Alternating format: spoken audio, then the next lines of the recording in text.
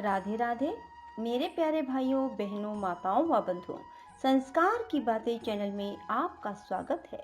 बंधुओं, आज मैं आपको श्रवण करवाने जा रही हूँ शिव प्रदोष व्रत कथा। बंधुओं, शिव प्रदोष हर महीने में 2 बार आती है। शिव प्रदोष कई बार एकादशी से अगले दिन और कई बार एकादशी से दूसरे दिन होती है। बंधुओं, इस महीने आश्विन मास में शिव प्रदोष एकादशी से अगले दिन रविवार की है, इसलिए आज रवि प्रदोष व्रत पड़ रहा है। जो मनुष्य भी प्रदोष का व्रत करते हैं, भगवान शिव उनकी सभी मनोकामनाएं शीघ्र पूरी कर देते हैं और उन्हें कभी भी जिंदगी में आर्थिक संकटों का सामना नहीं करना पड़ता। उन्हें हर जगह मान सम्मान की प्राप्ति होती है। उनके हर कार्य बनते चले जाते हैं। जो मनुष्य शिव प्रदोष व्रत रखते हैं और या फिर शिव प्रदोष की कथा सुनते हैं। बंधुओं, पूर्ण विश्वास सच्ची निष्ठा के साथ ही शिव प्रदोष की कथा सुनिए।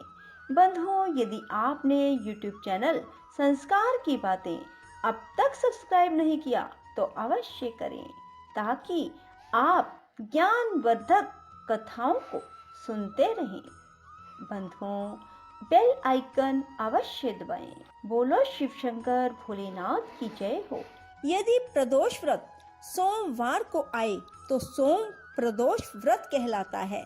रविवार को आए तो रवि प्रदोष व्रत कहलाता है।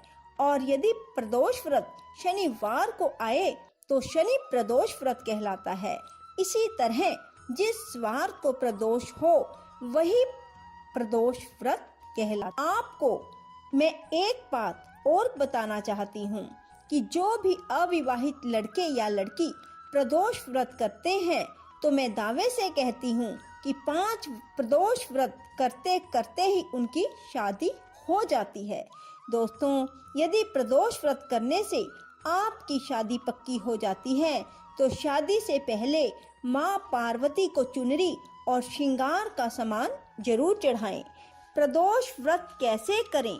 प्रदोष व्रत वाले दिन सुबह जल्दी उठें, स्नान करें और स्नान करने के बाद मन में संकल्प लें कि हे शिव भगवान, मैं आपके लिए प्रदोष व्रत कर रहा हूँ या कर रही हूँ। मेरी ये इच्छा है, इसे जरूर पूरी करें और व्रत को पूर्ण विश्वास और श्रद्धा से करें। और दोस्तों, पूरा दिन शिव जी का प्रिय मंत्र ओम नमः शिवाय का जाप मन ही मन करते रहें। इस व्रत को नमक रहित भोजन खा कर ही करें, अर्थात शिव प्रदोष व्रत को बिना नमक खाए ही करें। शाम को प्रदोष काल में पुनः स्नान करें और ये प्रदोष काल सूर्य छिपने का समय माना जाता है। 6 बजे से शाम को 7:30 बजे का समय उत्तम माना जाता है। दोस्तों, स्नान के बाद शिव मंदिर में जाएं। वहाँ भगवान शिव के सामने आसन बिछा कर बैठें और फिर भगवान शिव का ध्यान करें और भगवान शिव की षोडश उपचार पूजा करें।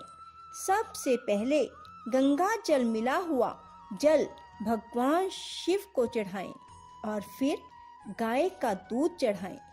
इसके बाद थोड़ी सी दूर्वा भगवान शिव को चढ़ाएं, फिर फूल, बेलपत्र, आक, धतूरा, भांग, फल और फिर खीर वहाँ बैठकर भगवान शिव को ये सब चीज़ें चढ़ाएं और फिर भगवान को कुछ ना कुछ दक्षिणा भी अर्पित करें।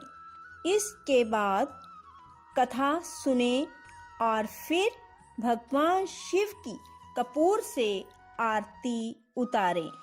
आरती उतारने के बाद भगवान शिव को आरती देते हुए कहें कपूर गौरम करुणावतारम संसार सारम भुजगेंद्रहारम सदा बसंतम हृदयारविंदे भवम भवानी सरितम नमामि।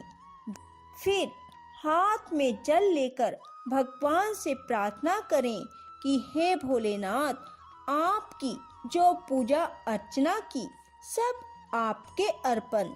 मुझसे जो भी भूल हुई उसके लिए मैं क्षमा याचना करती हूँ या करता हूँ। फिर घर आकर खीर का प्रसाद जो हमने भगवान शिव को चढ़ाया था उसमें से कुछ बचा कर लाए हैं, उसे भोजन के साथ ग्रहण करें। ऐसा करने से आपकी भोलेनाथ हर इच्छा पूरी करेंगे। रविवार के प्रदोष व्रत से आरोग्यता की प्राप्ति होती है।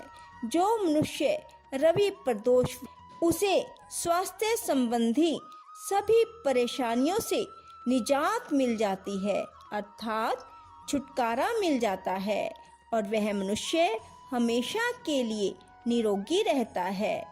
शिव प्रदोष व्रत कथा। एक समय सर्व प्राणियों के हितार्थ परम पावन भागीरथी के तट पर ऋषि समाय द्वारा विशाल गोष्ठी का आयोजन किया गया। इस सभा में व्यास जी के परम शिष्य पुराण वेतासूत जी महाराज हरि कीर्तन करते हुए पधारे। सूत जी को आते देखकर शौनक आदि 88,000 ऋषि मुनियों ने खड़े होकर दंडवत प्रणाम किया। महाज्ञानी सूत जी ने भक्ति भाव से ऋषियों को हृदय से लगाया और आशीर्वाद दिया। विद्वान ऋषिगण और सब शिष्य आसनों पर विराजमान हो गए। शौनक आदि ऋषि ने पूछा, हे पूज्यवर महामते, कृपया यह बताने का कष्ट करें कि मंगलप्रद कष्ट निवारक यह व्रत सबसे पहले किसने किया और उसे क्या फल प्राप्त हुआ। श्री सूत जी बोले, आप सभी शिव के परम भगत हैं। आपकी भक्ति को देखकर मैं वर्ती मनुष्यों के सामने कथा कहता हूँ, ध्यान से सुनो। रवि प्रदोष व्रत कथा। बोलो शिव शंकर भोलेनाथ की जय। एक गांव में एक अति दीन ब्राह्मण निवास करता था। उसकी साध्वी स्त्री प्रदोष व्रत किया करती थी। उसे एक ही पुत्र रतन था। एक समय की बात है, वह पुत्र गंगा स्नान करने के लिए गया। दुर्भाग्यवश मार्ग में चोरों ने उसे घेर लिया और वे कहने लगे कि हम तुम्हें मारेंगे नहीं, तुम अपने पिता के गुप्त धन के बारे में हमें बतला दो। बालक दीन भाव से कहने लगा कि बंधुओं, हम अत्यंत दुखी और दीन हैं, हमारे पास धन कहाँ है। तब चोरों ने कहा कि तेरे इस पोटली में क्या बंधा है। बालक ने निसंकोच कहा कि मेरी माँ ने मेरे लिए रोटियां दी हैं। यह सुनकर चोरों ने अपने साथियों से कहा कि साथियों, यह बहुत ही दीन दुखी मनुष्य है, अतः हम किसी और को लूटेंगे। इतना कहकर चोरों ने उस बालक को जाने दिया। बालक वहां से चलते हुए एक नगर में पहुंचा। नगर के पास एक बरगद का पेड़ था। वह बालक उसी बरगद के वृक्ष की छाया में सो गया। उसी समय उस नगर के सिपाही चोरों को खोजते हुए उस बरगद के वृक्ष के पास पहुंचे और बालक को चोर समझकर बंदी बना राजा के पास ले गए। राजा ने उसे कारावास में बंद करने का आदेश दिया। ब्राह्मणी का लड़का जब घर नहीं लौटा तब उसे अपने पुत्र की बड़ी चिंता हुई। अगले दिन प्रदोष व्रत था। ब्राह्मणी ने प्रदोष व्रत किया और भगवान शंकर से मन ही मन अपने पुत्र की कुशलता की प्रार्थना करने लगी। भगवान शंकर ने उस ब्राह्मणी की प्रार्थना स्वीकार कर ली। उसी रात भगवान शंकर ने उस राजा को स्वप्न में आदेश दिया कि वह बालक चोर नहीं है, उसे प्रातः काल छोड़ दे, अन्यथा उसका सारा राज्य वैभव नष्ट हो जाएगा। प्रातः काल राजा ने शिव जी की आज्ञा अनुसार उस बालक को कारावास से मुक्त कर दिया। बालक ने अपनी सारी कहानी राजा को सुनाई। सारा वृतांत सुनकर राजा ने अपने सिपाहियों को उस बालक के घर भेजा और उसके माता पिता को राज दरबार में बुलाया। उसके माता पिता बहुत ही भयभीत थे। राजा ने उन्हें भयभीत देखकर कहा कि आप भयभीत ना हो, आपका बालक निर्दोष है। राजा ने ब्राह्मण को 5 गांव दान में दिए, जिससे कि वे सुखपूर्वक अपना जीवन व्यतीत कर सके। भगवान शिव की कृपा से ब्राह्मण परिवार आनंद से रहने लगा। अतः जो भी मनुष्य रवि प्रदोष व्रत को करता है, वह सुखपूर्वक और निरोगी होकर अपना पूर्ण जीवन व्यतीत करता है। बोलो शिव शंकर भोलेनाथ की जय। राधे राधे, जय श्री कृष्णा। बंधुओं, यदि आपको हमारी वीडियो पसंद आए तो इसे लाइक करें और शेयर भी जरूर करें। धन्यवाद।